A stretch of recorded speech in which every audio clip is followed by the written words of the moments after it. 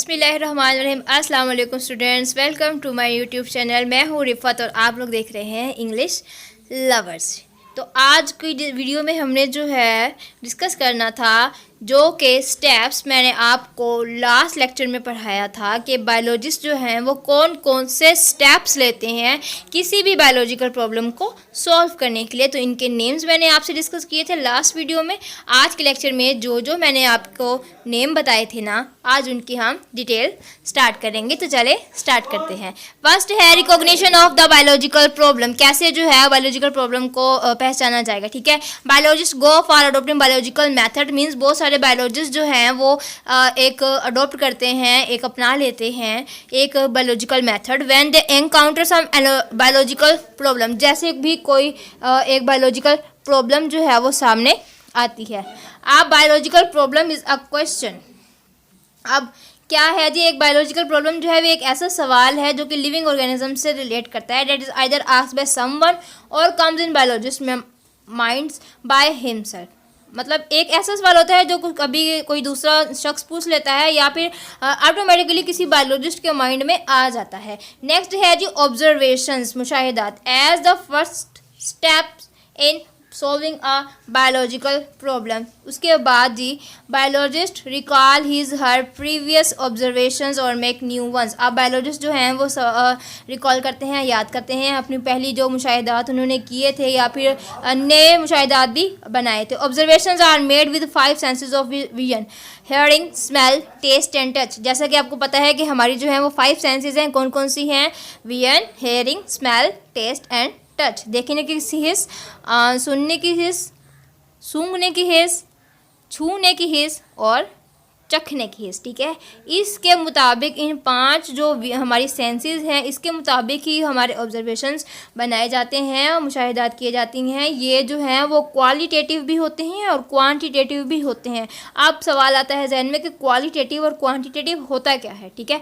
आगे मैं आपको डिस्कस करूँगी। Quantitative observations are considered more accurate than qualitative ones. आप जो क्वान्टिटी वाले जो ऑब्जर्वेशंस होते हैं ना वो बहुत ज़्यादा इंपॉर्टेंट होते हैं as compare to qualitative ones because former are invariable. क्योंकि जो फॉर्मर वाला है ना ये कोई मतलब इसके अंदर कोई वेरी नहीं किया जा सकता है, इसके अंदर कोई चेंजिंग नहीं की जा सकती है। And measurable and can be recorded in terms of number. आगे है जी examples of qualitative and quantitative observations are given below. अब इसकी एग्जाम्पल देखेंगे ना आप लोगों को काफ़ी ज़्यादा जो है ना वो समझ में आएगा। सबसे पहला टेबल है क्वालिटेटिव, ठीक है। आगे है जी quantitative observation. The freezing point of water is colder than the boiling point.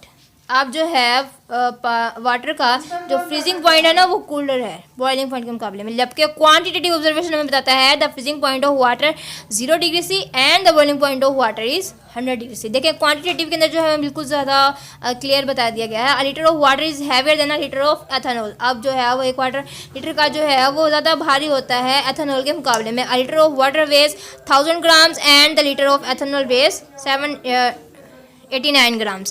Observations include reading and studying what others have done in the past because the scientific knowledge is ever growing. Observations include reading and studying. आप जितने भी हमने observation बनाए होते हैं इसके अंदर हम रीडिंग करते हैं, स्टडी करते हैं, जबकि दूसरे जो हमने पास्ट में किए होते हैं ना वो साइंटिफिक नॉलेज होता है वो एवर ग्रोइंग होता है। Biologists can usually check every situation where a hypothesis might apply. Let's consider a hypothesis. अब ये जो है उन्होंने hypothesis बनाया हुआ, that is not important for you. आगे देख लेते हैं क्या है। Formulation of hypothesis, कैसे जो है मफरूज़ा बनता है। Observations do not become scientific observations. अब हमारे ऑब्जर्वेशंस जो है ना वो साइंटिफिक नहीं बनती हैं until they are organized, जबकि इनको ऑर्गेनाइज किया जाता है, इनको तंजीम में लाया जाता है। And related to a question, और ये क्वेश्चन से मिलती जुलती हैं। Biologist organise his her and other observations into data form and constructs a statement that may prove to be the answer of the biological problem under study. अब biologist जो होते हैं वो ऑर्गेनाइज करते हैं अपने और दूसरों के मुशाहिदात को एक डाटे की शक्ल के अंदर, ठीक है, और एक बना लेते हैं एक ऐसी स्टेटमेंट जो कि जो है वो आंसर होती है एक बायोलॉजिकल प्रॉब्लम का। This tentative explanation of observation is called hypothesis. Basically ये जो है वो हाइपोथेसिस की डेफिनेशन है कि हाइपोथेसिस होता क्या है। It may be defined as a proportion that might be true, means इसकी डेफिनेशन हम ये कह सकते हैं कि एक ऐसा तनासुब जो कि ठीक हो सकता है। Hypothesis should have the following characteristics. अब वो कह रहे हैं कि जो हम मफरूज़ा बनाते हैं ना, उसके अंदर कैसी कैसी जो हैं वो कैरेक्टरिस्टिक्स होनी चाहिए। It should be a general statement, means ये एक जनरल स्टेटमेंट होनी चाहिए जब सबको समझ में आ जाए। It should be a tentative idea, means इसको सुनने के साथ ही हमारे माइंड में बहुत सारे आइडियाज़ आने जाने चाहिए। ठीक है, आगे है it should agree with available observation, means जो जो ऑब्जर्वेशंस हैं उसको अग्री करनी चाहिए। ठीक है, it should be kept as simple as possible, इसको सिंपल जो है वो रखा जाना चाहिए। इट शुड बी टेस्टेबल, इसको टेस्ट किया जाना, and potentially falsifiable. In other words, दूसरे अल्फाज में हम ये भी कह सकते हैं there should be a way to show the hypothesis is false, means एक ऐसा एक तरीका होना चाहिए इसमें हम बता दें कि ये हाइपोथेसिस जो है वो गलत है।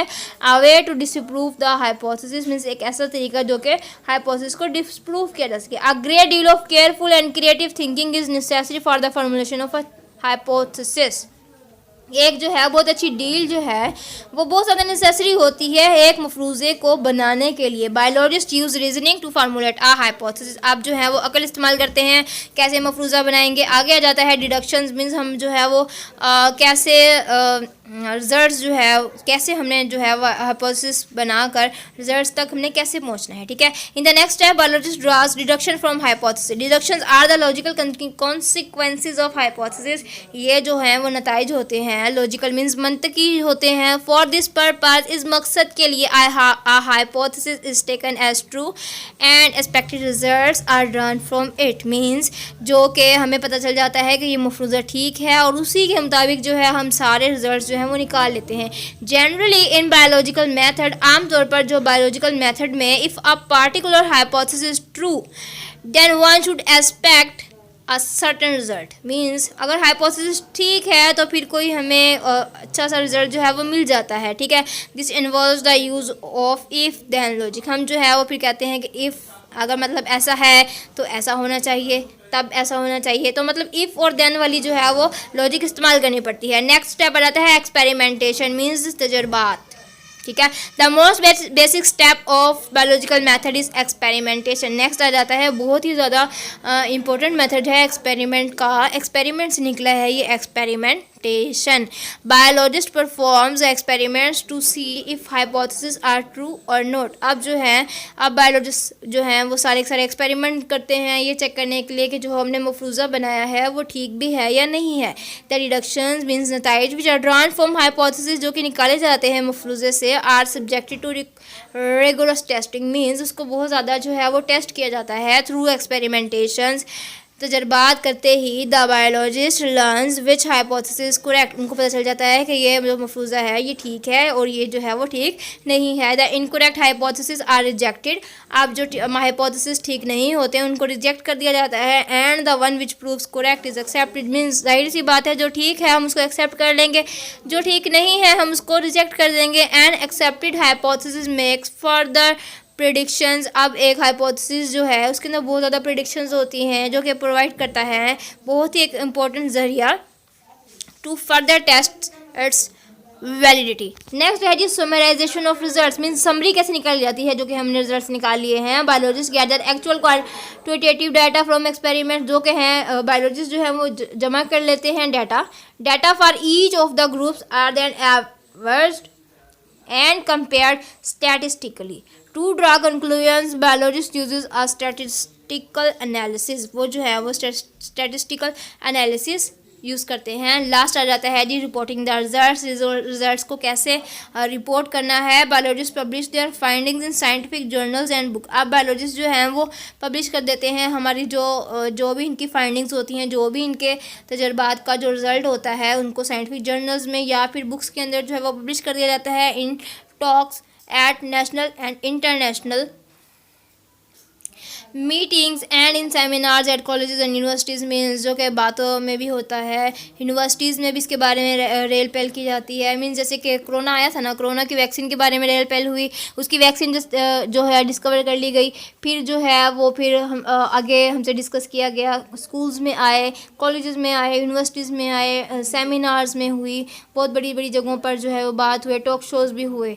ठीक है, publishing of results is an essential part of scientific method, means एक रिज़ल्ट को पब्लिश कर देना बहुत ही ज़्यादा जो है वो इम्पोर्टेंट हिस्सा होता है आगे है it allows other people to verify the results, ये अलाउ करता है लोगों को कि वो रिजल्ट्स को वेरीफाई करें, अप्लाई द नॉलेज और नॉलेज को अप्लाई करें टू सॉल्व अदर प्रॉब्लम्स, ताकि दूसरे मसाइल जो हैं वो हल हो सकें। तो ये था जी आज का हमारा टॉपिक। आगे मैं डिस्कस करूँगी आपसे study of malaria and example of biological method. Biological method के तौर पर हम लोग जो है वो मलेरिया को जो है वो स्टडी करेंगे। आई होप आपको समझ में आ गया होगा। वीडियो को लाइक किया करें, चैनल को सब्सक्राइब किया करें और वीडियो को शेयर भी किया करें। तो मिलती हूँ अगली वीडियो में, तब तक के लिए अल्लाह हाफिज़।